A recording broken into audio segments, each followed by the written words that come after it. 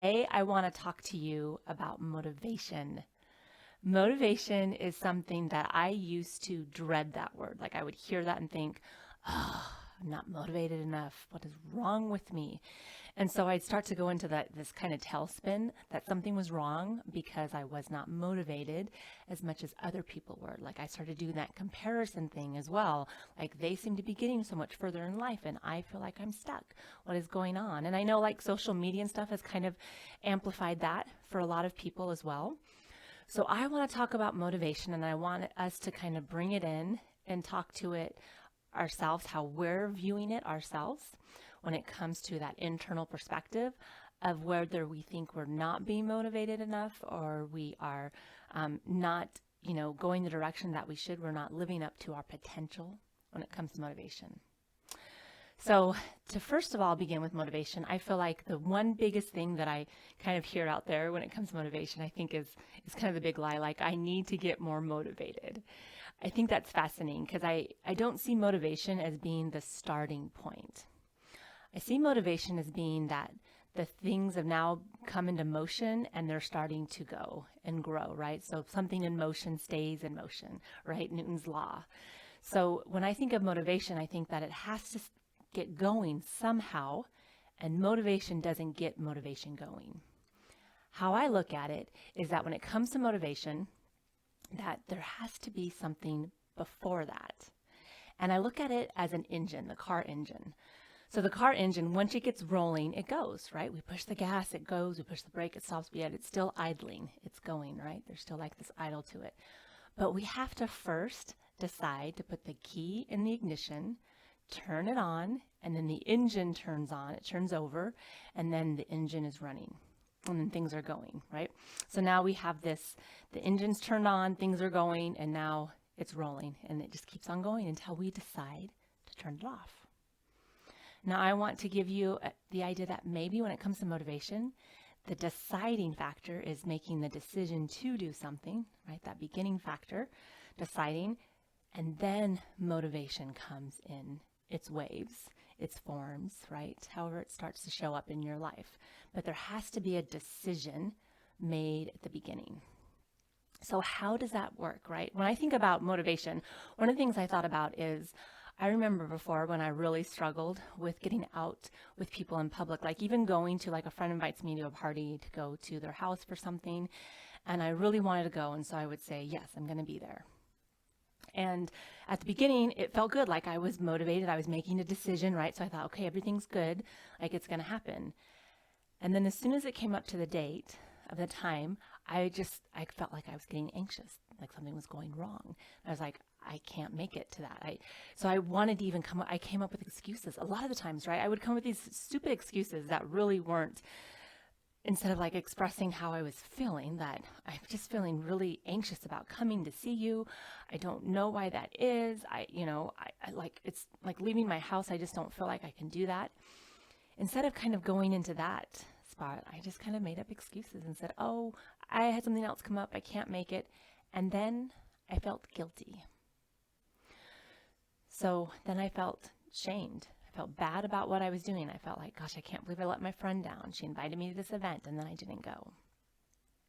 Okay, so that is an example of when I felt like I was being motivated. I made a decision, right? And so why is it then when it came, I wasn't moving forward with it?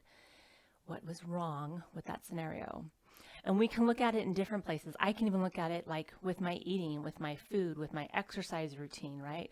With my children, like I'm thinking I'm going to do something better. And then when the time comes, I just don't quite make the connection. I don't show up the way that I would like to show up. Instead, I show up as a lesser version of myself, and then I feel guilt and shame, and then I don't want to move forward. Some of the times when that would happen in my life, what I would find myself doing is thinking that I was broken, right? Something must be wrong with me because I'm not moving forward and I don't have the motivation. I've said I've made a decision and yet I still don't do it. So I would think that I was broken. I would think that there was maybe a hormonal imbalance, like I needed to see a bunch of doctors. They needed to solve my problems, figure me out so that I could live a normal life like other people were living. And then other times I was like, well, it's just me. Something is totally wrong. I'm not broken or that, but something is just so wrong with me, I can never get fixed. It's not even like it was like I was just depleted. There's no fix in this. Don't even think about trying to fix me. So there was a lot of emotions that came up when here all this time I was trying to make a decision and thinking that, yep, I make a decision, I'm going to show up there, and I don't show up. So I wanted to put that out there because when I talk about, right, the engine, turning it on, making the decision so that it can start moving, the motivation of the engine starts going, those are some things that might come up for you. You might think, well, gosh, I've made a decision and then I never follow through with it. Something was wrong. Like, I don't know why I did that. Now, there are 3 key things that I want to share with you that might be helpful when you are trying to create motivation in your life and you're doing it from a place of deciding. Now, one of the things that I find when it comes to motivation, we tell ourselves that I can't, which means that now we're lacking, right? I can't. Something's wrong with me. I just can't seem to get this figured out. And so then I don't have. So we're coming from a place that something is missing within us, and that's why this result keeps on happening in our lives. So I want to explore 3 thoughts that we can start to create and cultivate to maybe help us start to make decisions. In fact, it can even help us in the sense that we start to decide now to cultivate that thought, and then we choose to motivation, right? Motivation doesn't come first. There's some thinking along the lines that might be starting to be awakened that can help us to get to motivation. And like I was saying, sometimes we think I'm not enough. So we need to start believing something. So we need to start being something. What can we be if it's not the person that shows up at the party, the person that, is more obedient with their exercise routine, that has that habit, that does these things, right? If we're not showing up that way, what can we decide to start being so we can get to motivation?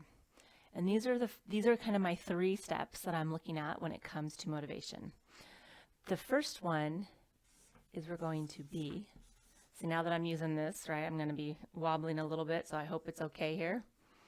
We're going to be first a viewer. We need to just view our own thinking. Just take a pause and just kind of view it. Become the viewer of it, and that is actually making a decision. So you are deciding to view it as opposed to going forward with something. Sometimes I think we're like, but if I just do it, then I'm just going to, it's going to be better. And sometimes it is. Sometimes it can be, right? If you just get out there, it just does. But sometimes people have a harder time with getting out there. So it's just the viewing of ourselves that might be helpful. Like viewing and thinking, well, why did I answer and say yes to that? Why was I trying to? Why did I think that I need to create this habit? Why am I eating this? What's going on there? Just kind of view it and not even really question it. Like I'm kind of saying that there's questions involved, but just be the observer of it without questions. Sorry, I kind of went ahead of myself. That's another step. So we want to, first of all, just view it. Be like, oh, okay, so that's what I'm doing. Oh, so I said yes to this plan, and then I said no. Okay, that's interesting. And just kind of like, just view it. Just start to open up to view it instead of judging it, right? Because when we start to judge our decision-making process and decide if we're being motivated or not motivated, we start to then believe something has gone wrong. So what if we just open up to just viewing it? Just being like, oh, that's what I did there. And not really looking at it as though it's just our thoughts that we're having. We're thinking these things. And this is where I'm going with this, right? I'm starting to believe that because I didn't do this certain behavior that I'm a bad person, when it's just the behavior that I chose. Doesn't mean bad or good, it just is. Like, what can I do to start just viewing that and kind of stepping away from self-judgment in that form and just looking at and become a viewer? All right, so that's the first step. Just kind of take that pause and just view. Maybe you do that for a couple of days. Maybe you just do it for the moment when you've made the decision and you're kind of now right? You're judging yourself. So just go, wait a minute, I just want to view this. What's kind of going on here? Just want to view this for a second. Let me just look at what I just said or did. Okay, just kind of look at it. So that's kind of that first step.